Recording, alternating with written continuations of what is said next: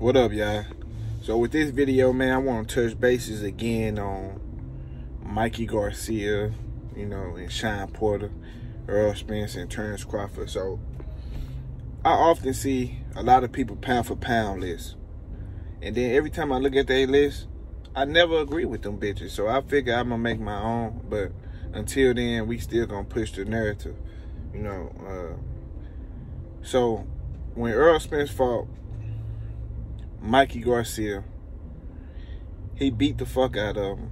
All 12 rounds. He took over 1,000 punches. I think around 1,100 punches he took to the face.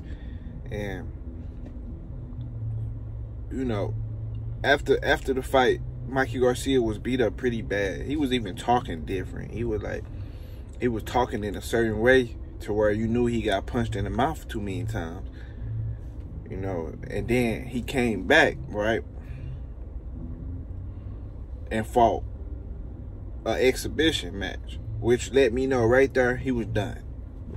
Because the only nigga I seen fighting exhibitions was Floyd Mayweather, and then a couple people try to copy him like Roy Jones, Mike Tyson.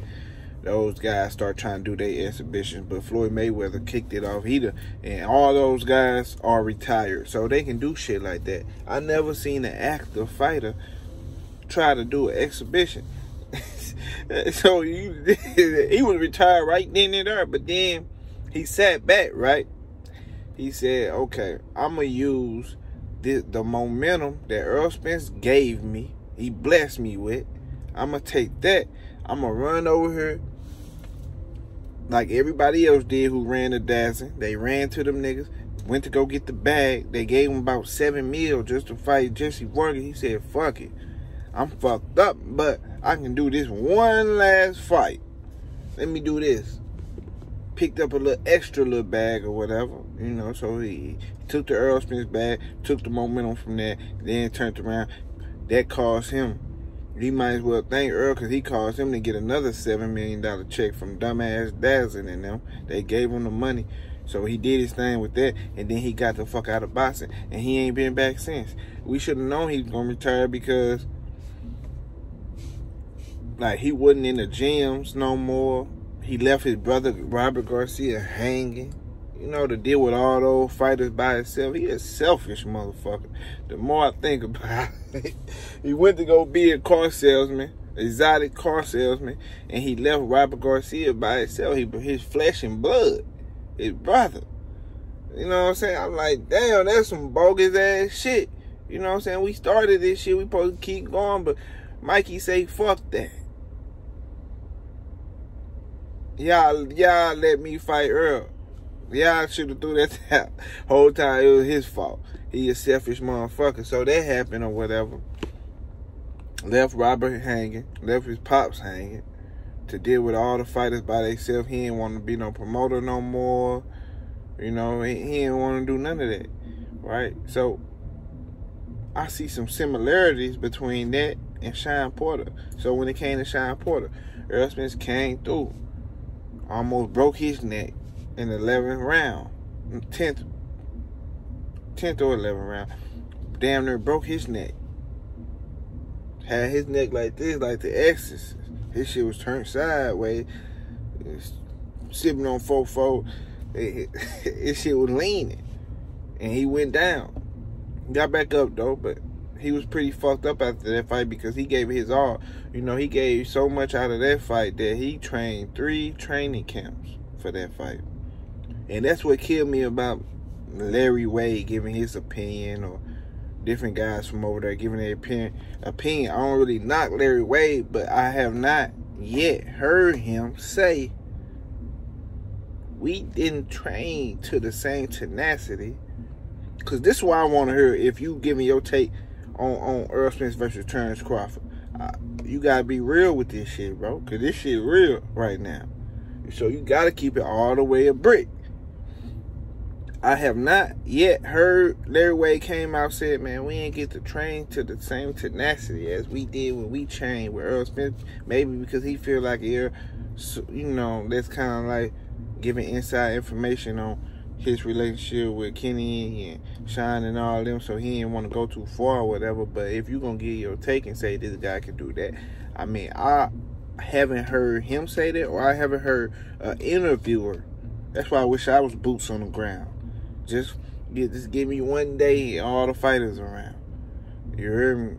If I was to give niggas questions to ask these fighters, you have to ask these guys. You would have asked Larry Wade. Larry Wade, did you and Shawn Porter train for 3 fucking camps like y'all did with Errol Spence with goddamn Shawn Porter? Guarantee you he gonna say no. We didn't. He gonna have a funny look on his face because he don't know if he should answer that now or whatever. I don't know. But that's the question you're supposed to ask. Because we trying to get down to the bottom of the shit. But besides that, the point is, right, I see some similarities on how Errol Spence retired, even though, you know, Shawn Porter, you know, got his ass beat or whatever, but then he turned around, fought one in-between fight, who was some dude we did not know, right? So that's the equivalent to Mikey going to go fight the exhibition, because there was just some bullshit. We knew who Mikey was fighting, though, in his exhibition, but I'm just saying, because we making similarities out of the two. So Shawn Porter fought that in-between fight, right? Then Bud was the last fight that they, you know, they offered him a nice little bag. He wanted to go get that before he go out the door. But he was already retired after the fight with Errol Spence because he gave his all. So Errol Spence basically retired 2 Hall of Famers back to back. I'm just saying, man. And that's what happened, man. He retired those guys back to back. And the crazy thing is, he ain't even trained 100% for neither one of them and retired both of them. You know, Terence Crawford, that shit was just a front. That's why they were so easy to throw the fight like that, because, you know, that shit was just for a check. That's what happened every time a fighter in there to get a check. Like how Amir Khan did Bud. Bud hit him kind of low, just a little bit. It wasn't even a nut shot. He acted like he got hit in the nuts. And he laid the fuck down, let them call the fight off because he quit. Because he was just in there for a check. He wasn't in there for the fight of his life because he already fought fights of his life, and Danny was the one that destroyed him. So I haven't seen Terence Crawford come out here and retire niggas like I seen Errol Spence do. You know what I'm saying? I give Danny the credit for ending Danny. I mean, ending Amir Khan, because then Canelo knocked him out, but Danny was the first nigga that did the job on him. So I give Danny that credit. Danny actually did more at 140 than Bud did. So a lot of guys base their pound for pound list on who, you know, these different weight classes. But I don't give a fuck what weight classes you went up unless you fought some real shit in there. Like Canelo went up to fight Dimitri Bivol. He got his ass beat, but he tried to cherry pick. He ain't fight better beef. He fight him. So that's what I'm saying. When you throw up these weight classes, I want to see you fight certain guys for me to give you the type of credit that other guys trying to give you. You know what I'm saying? So that's why I have Errol Spence over Terence Crawford in the pound for pound list, because that type of shit.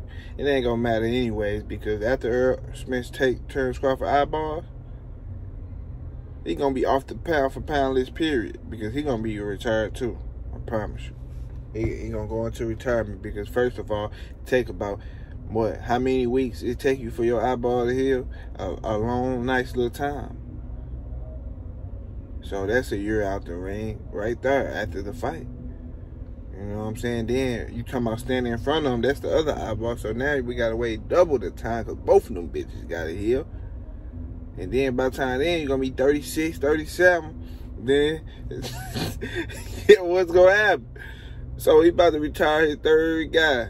You know what I'm saying? So shout out to Errol Spence for starting up a retirement home.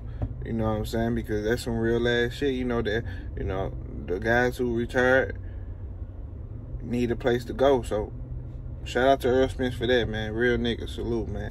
He's sending niggas into the retirement home where they supposed to be. and they fucking around with them. And they think it's a game. So it is what it is for them. But yeah, man. Real shit, though. he sent both of those guys out the same way. They had their little in-between fight, then they had their last little check pick up a little check. You know what I'm saying? And then they got the fuck out the door because, you know, it went out the same way. But it is what it is, man. Y'all hit that like button. Subscribe to the channel if you ain't subscribed already. And don't forget, my car channel, 392 Marlo TV. Make sure y'all go over there. Support. Smash the like button and subscribe. I'm out, y'all. Deuces.